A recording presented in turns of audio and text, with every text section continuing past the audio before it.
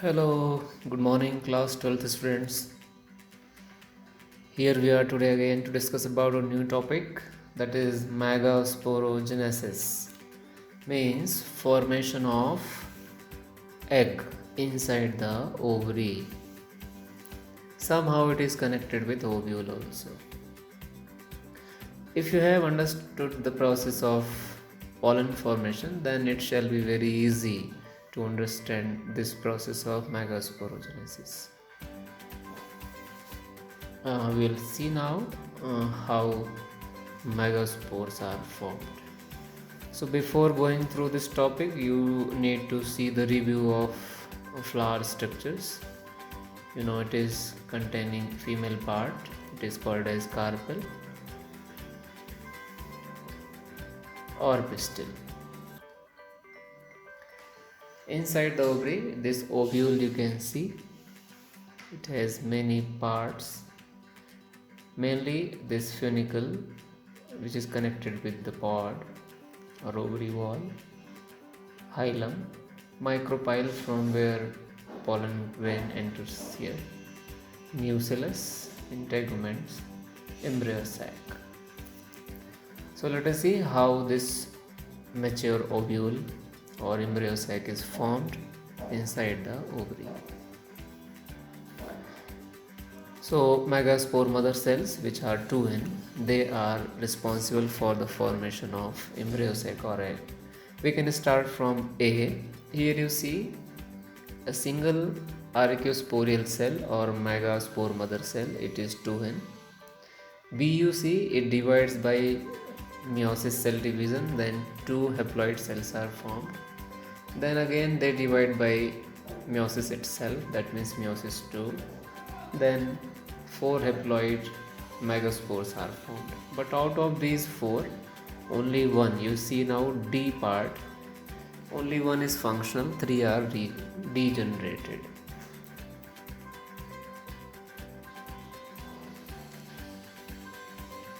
Repeating it, from a megaspore mother cell, single one divides by meiosis, 2 cells in D are formed, then 4 cells are formed, C part you see, then D you see, out of these 4 only one is functional, rest of them are degenerated. Then this functional megaspore further undergo the process of mitosis cell division and enlarge its size. E you see, then from 2 nucleus 4 are formed, then G you see, then 8 are formed, then they are rearranged, and finally I you see, it is mature embryo sac.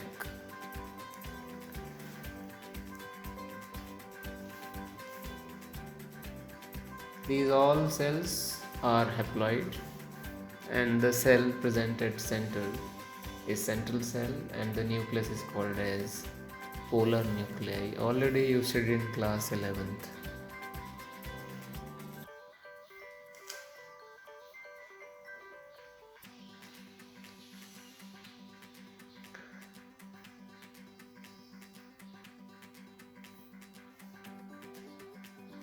Once more you go through it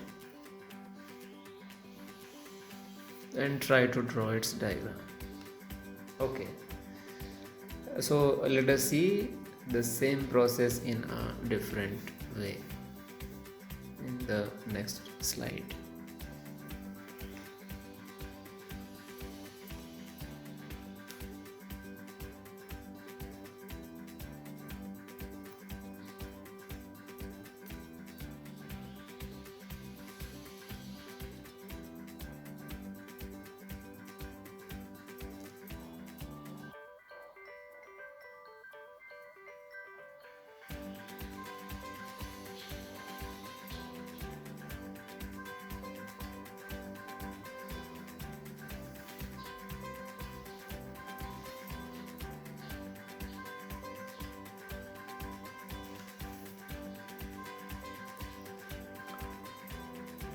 One megasporocyte, that is 2N, meiosis 1, 2 haploid, meiosis 2, 4 haploid. Out of these 4, only one is functional, that is 1N. then it go through the mitotic cell division. Rest of 3 are degenerated. Then mitosis again, then 4 are formed, again mitosis, then 8 are formed, and then they are rearranged. 3 cells are at the top and 3 cells are at the bottom and 2 cells are at the middle. Top 3 cells are called as antipodal cells and bottom cells. Out of these 3, bigger one is egg cell and 2 are synergid, and central 2 cells are polar nuclei or central cell with polar nuclei.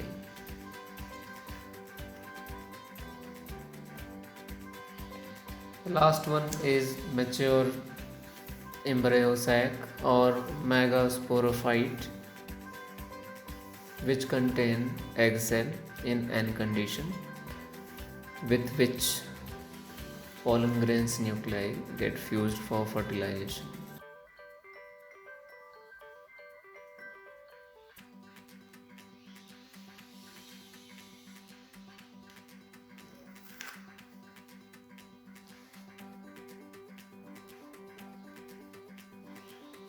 You need to focus on meiosis and mitosis cell division, then it shall be easy for you to understand it.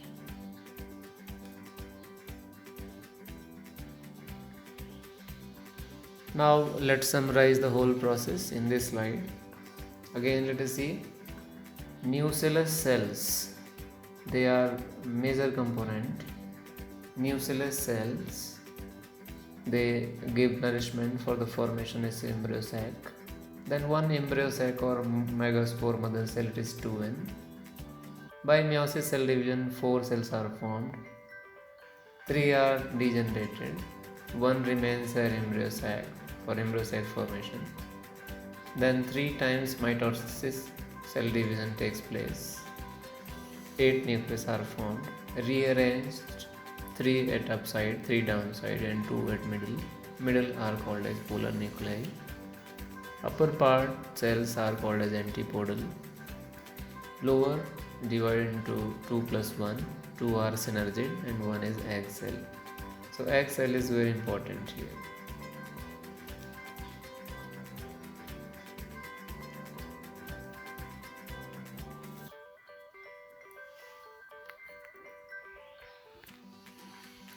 So here question is given, what is the difference between microsporogenesis and megasporogenesis? You need to write, you need to see both the processes in detail. Okay, thank you.